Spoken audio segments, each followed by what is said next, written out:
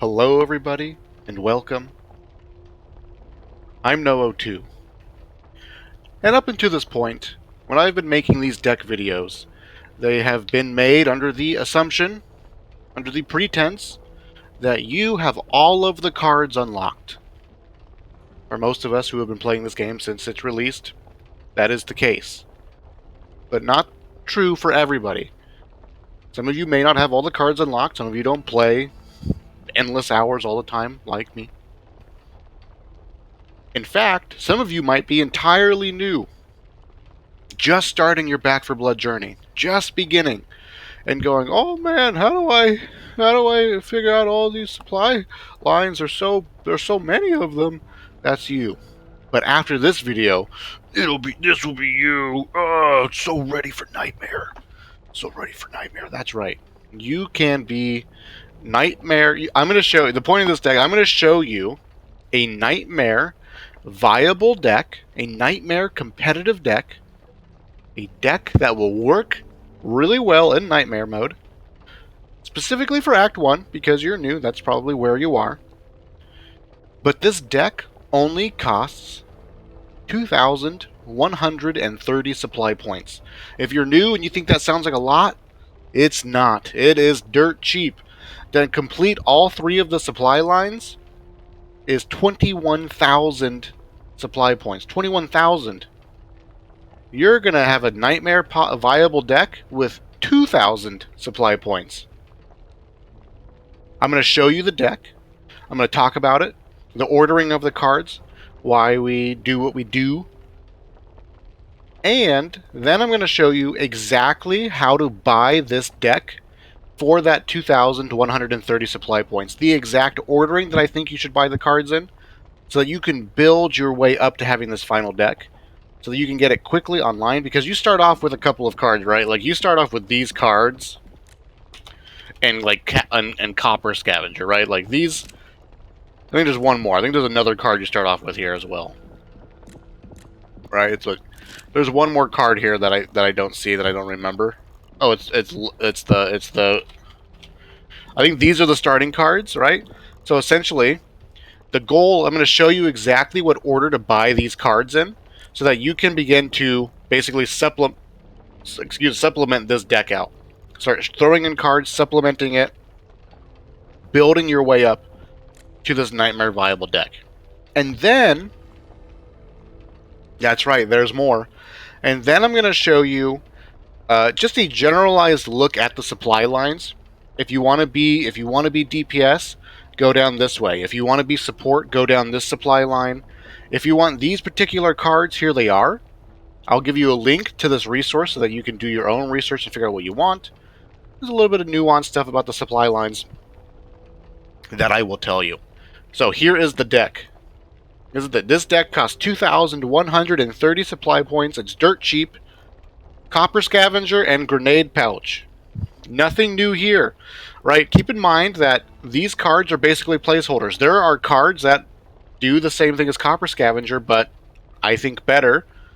But Copper Scavenger is a great card. A great card. When I was first playing Back for Blood, I ran this card in all my decks. I immediately was like, man, having money is really, really nice. You need it to heal, buy all your supplies, buy extra cards if you find them in map. If you have copper, you can do anything. Sort of like real life. Anyways, Copper Scavenger and Grenade Pouch. This will help give you the foundation, again, to have money to buy stuff, and grenades to blow up mutations.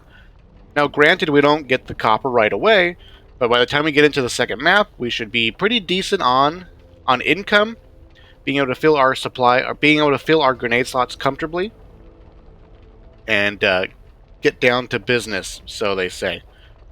Next, we have Fleet of Foot, Cross Trainers, and Superior Cardio.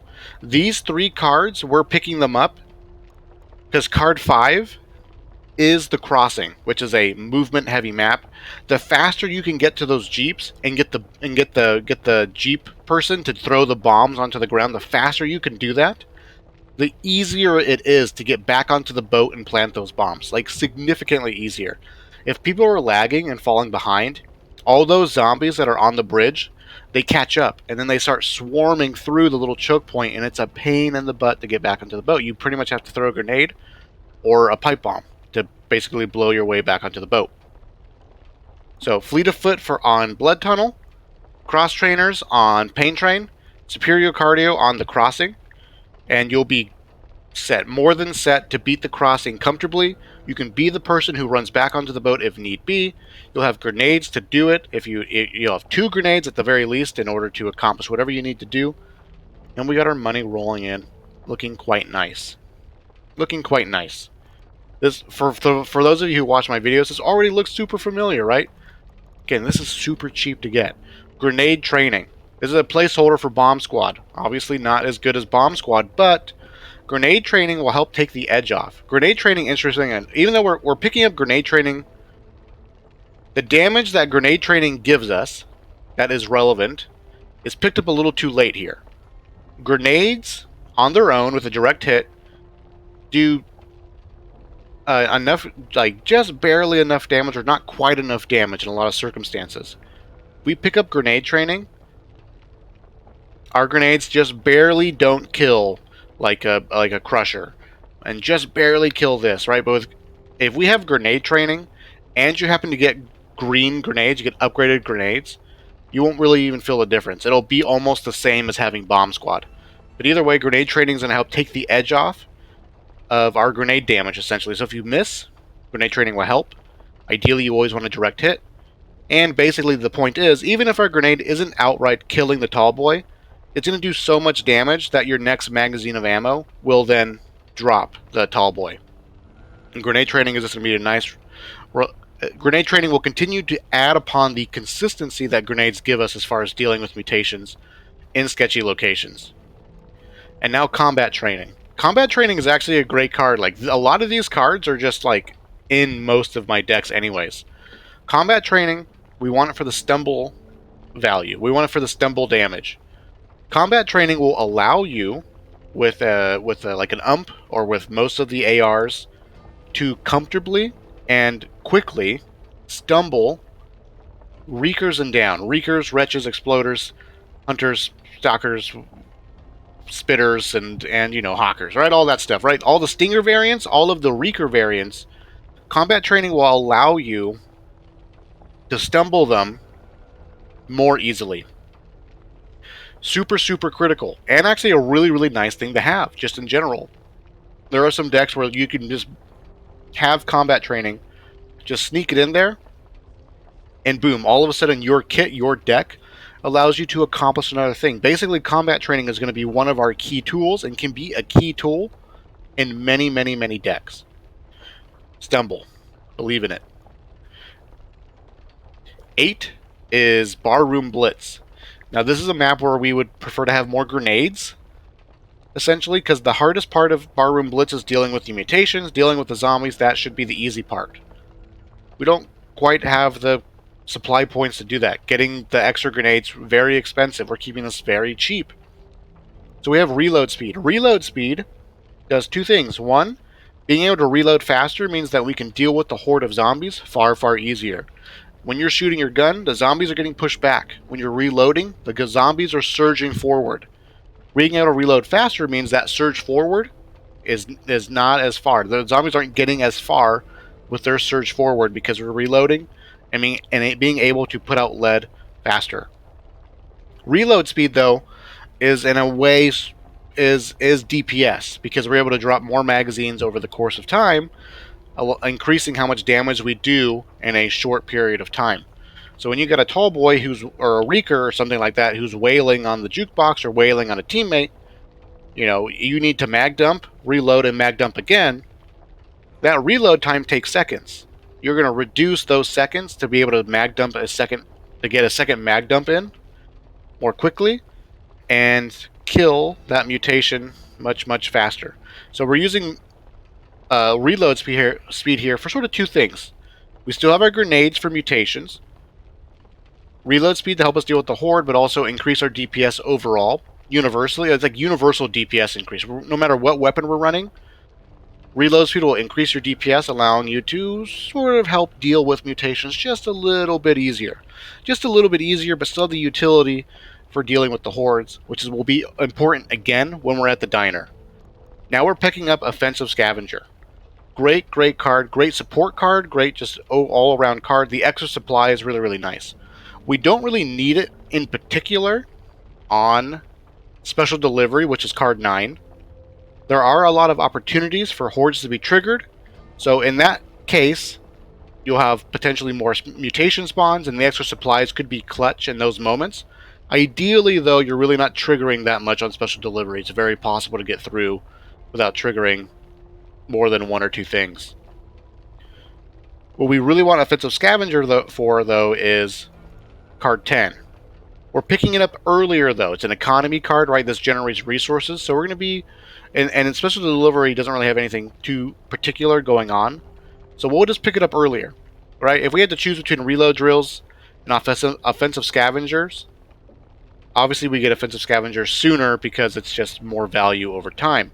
Hopefully you're leaving Special Delivery with rather full pockets. And then going into the diner, card 10, Offensive Scavenger has the potential to just pop off on the diner. I don't know what it is about the diner, but I've had Offensive Scavenger generate 3, 4, 5 different throwables before we even get to the diner. And then you search the cars in the parking lot of the diner, and there's more throwables. And I was like, goodness. On this mission, the only thing that can truly kill you, I think, is running out of supplies. You get quite a bit of supplies at the start of the diner. Just like when you turn them into crates to start setting up for the diner, they give you like a couple grenades and Molotovs and a pipe bomb, right? The thing that's going to kill you is basically running out of throwables. If you have barbed wire, then the zombies don't become an issue anymore, and then again, it's still just throwables. If mutations show up, throwables are going to be your most reliable resource.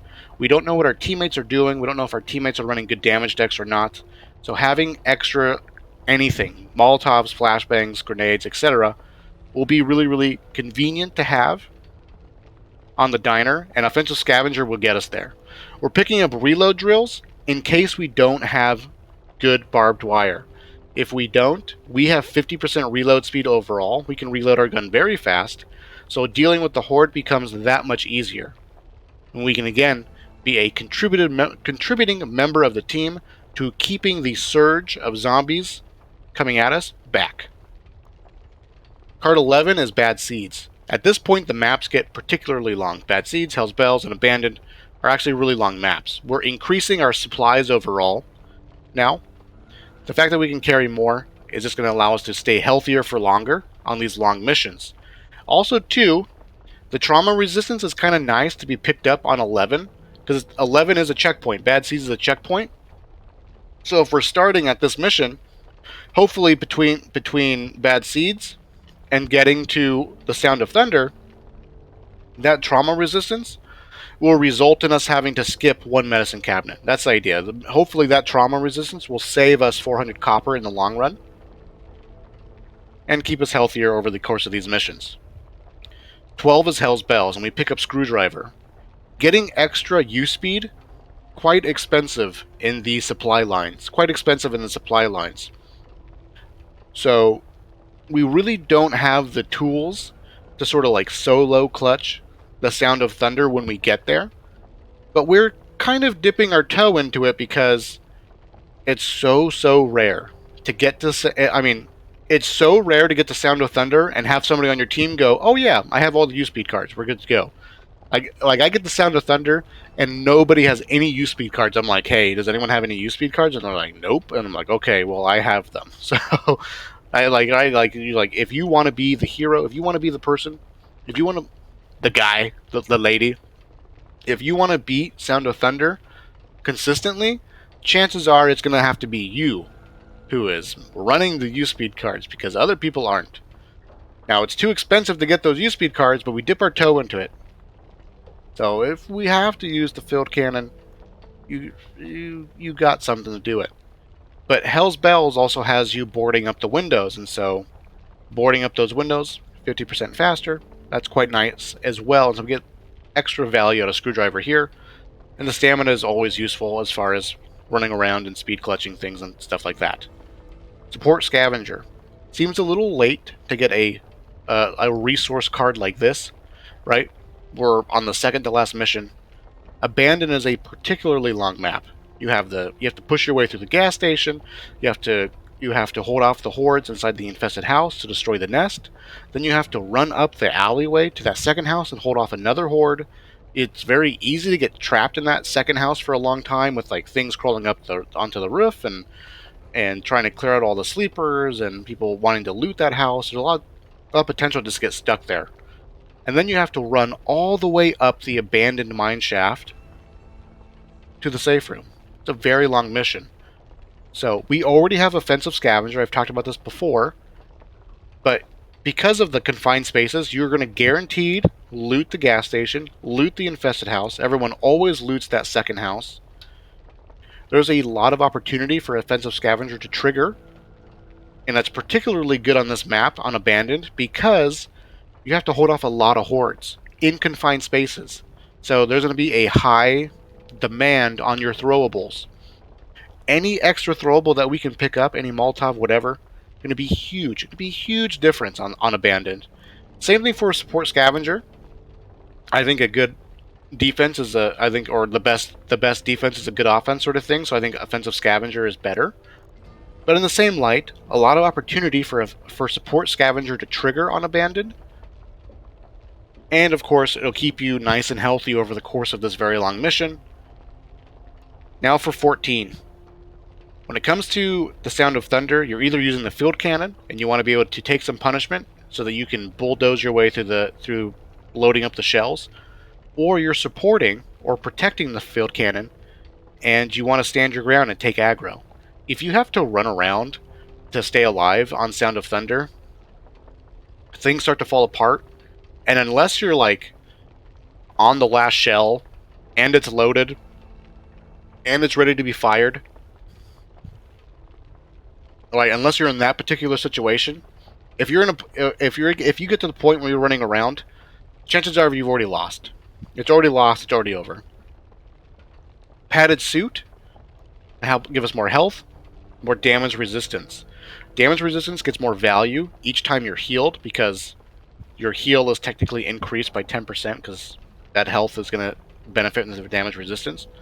So a double fanny pack, padded suit, and hydration pack, if we get there, can make us way, way more durable, allowing us to basically hold our ground.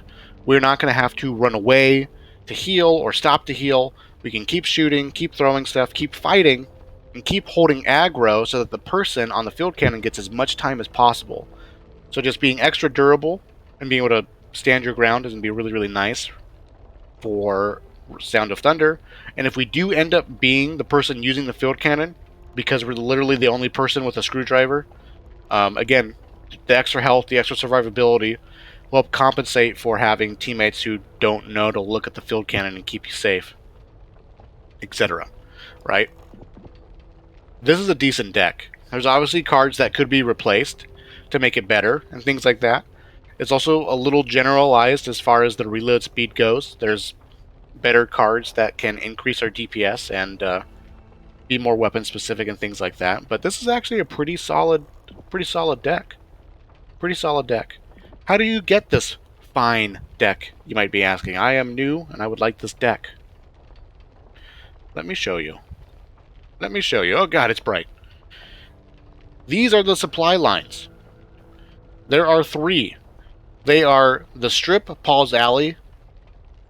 The Strip is a forced supply line. Your first supply line that you see, it's just one, and it's these 3 cards, and once you buy them, you unlock the 3 main supply lines. It'll be Paul's Alley, the Clinic, and the Crow's Nest. And they're just named that because those are the first titles of the supply line. As you unlock them, they change names and things like that. But essentially, as you can see, it's 21,000 to unlock all of the supply lines. This orange supply line, it is going to be the very top supply line. You're going to see 3 supply lines. Paul's Alley is on top, the Clinic will be in the middle, and the green, Crow's Nest, will be on the bottom. Now, in order to maximize our supply points to get this deck exactly as cost efficiently as possible, this is the order that I want you to buy these cards. Not only is this going to be nice and cost efficient, I also think that the ordering of these cards is quite important, allowing you to get multiple tools online. We're going to get our movement speed online. We're going to get then our stumble ability online, our extra grenade pouch. You'll see. So I want you to start off buying cross trainers all the way up to superior cardio, and then you stop. Stop right here. Cross trainers up to superior cardio. Stop right there. This is the bottom supply line. You'll buy up to superior cardio. Throw those in your deck.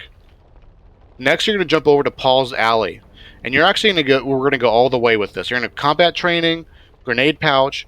We're going to go all the way up to grenade training at Fort Hope, and then you're going to stop at grenade training. Then we jump over to the middle supply line, and we're going to buy all the way up to fanny pack. So we'll get, motorcycle jacket all the way to fanny pack. By this point, and it happens rather quickly, by that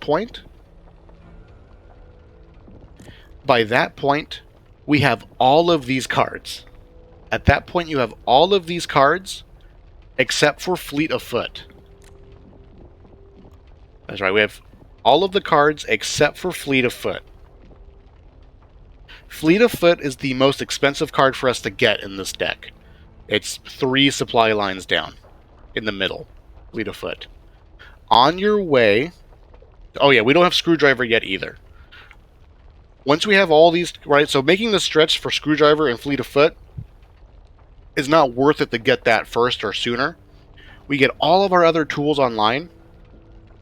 Once you've completed getting Fanny Pack, then you can get Screwdriver up to Fleet of Foot. And what's nice about this too, which I really, really love about delaying getting Fleet of Foot last, is that when we're on our way to getting Fleet of Foot, we pick up Dash earlier. So before you get you're going to get Screwdriver, and then you're going to pick up Dash, and you can just put Dash in the same place that Fleet of Foot is. Pretty much the same deck. And then eventually, once you work your way up to Fleet of Foot, then you can throw it in there. Alright, so if that was confusing, rewind it. But essentially, you're going to go in the bottom supply line up to Superior Cardio, jump up to the top supply line, go to Grenade Training, then you go into the middle supply line, go up to Fanny Pack, and then back to the bottom supply line, get Fleet of Foot, and while you're on your way to Fleet of Foot, you can have Dash as a placeholder. That is the deck. Let me know what you think of this deck. I'd appreciate it. One final thing now. We're going to look at these supply lines just a little bit. If we want to be a damage dealer character, I'm going to start with a melee. If you want to be a melee character, right, you're going to want Vanguard. Vanguard, I think, is the best card for melee. It is in the topmost supply line. I highly recommend that if you want to be melee, go for Vanguard. What's really nice about this is that on our journey to Vanguard, we pick up Batter Up. We also then pick up, or is it Spiky Bits? Some nice cards to have for melee decks. And also, Money Grubbers is right here as well. Nice little power card to pick up here, right? The most expensive card, I think, to get in the entire game, which is my favorite card, and it's Hazard Pay. It's the only card this deep into a supply line. All of these 2 supply lines stop much earlier, with Share the Wealth being the last one here. And then there's like 5 supply lines that have no cards in it. Same thing for the middle supply line, right? It stops, and then there's 6 supply lines that have nothing in it. Hazard Pay, though, it's in the 3rd to last supply line. It's way deep down there. So as far as copper card replacements go, Money Grubbers is nice. Is the next best thing. It's a really nice pickup. It's quite powerful card. Money Grubbers plus Copper Scavenger, tons and tons of money. The other card that you're going to want for melee is Face Your Fears, and again, it's in the same It's in the same exact supply line. Vanguard comes up first, Face Your Fears later. Really, really, really nice. So if you're looking to be a melee character, I recommend you go down the top supply line up to Face Your Fears. There's some more, I think, potentially. No, that's it. Up to Face Your Fears if you want to be a melee character. When it comes to like Slugger and Meth Head and things like that, they're good cards, definitely viable, but if you're looking for more stamina, to be a melee character, we already have Cross Trainers and Superior Cardio, which are great choices to supplement your stamina to be a melee character. If you want to be a support character, it's the center supply line. We actually pick up Poultice and EMT Bag. Being a support character, super cheap. Inspiring Sacrifice right away, awesome. Right? If you want to main Smom as a support, you get Inspiring Sacrifice right away. Then support Scavenger, Fanny Pack, right? Great stuff. Smelling Salt's not really viable, but then we get like Charitable Soul, Well Fed, and all the way down, the very bottom are some of the key support cards. Medical Professional for the big hills and Trauma Recovery. Safe Room Recovery is a really nice card. EMT, also a really nice card. The center supply line if you want to be a support. Damage in general seems to be rather easy to find. Grenade damage, grenade stuff, bomb squad, extra grenade pouches. It's going to be in the topmost supply line. Some other notable cards though in the far right. Cold Brew Coffee, Hyper Focused, Power Swap are in the bottom supply line, as well as Headband Magnifier and Multi-Tool. If you're looking to have the use speed to beat Act 1, you're going to have to go down the bottom supply line. My only warning about the bottom supply line is that there are quite a bit of cards here that I think are sort of niche, sort of nuanced. There's a lot of movement things, a lot of excess movement stuff. I think the bottom supply line is going to be your least valuable supply line to go down. Not that it's bad, because again, Cold Brew Coffee, great card. Power Swap, Hyper Focused, Knowledge is Power. Speed Demon is a really nice card for SMGs. And eventually Hazard Pay, my tried true, my favorite. I will have a link to this so that you can do your own research. When you're in game, you can click the Show Locked button, and it'll show you all the cards you haven't unlocked yet. And then you can just search things like melee and healing and grenade, and right, you can search for cards, look at the cards, see what you want to get, and then just control find in your browser and find where that card is in the supply line, and you can math it out yourself. I believe in you. Anyways, thank you guys for watching. I really appreciate it, and I will see you in the future.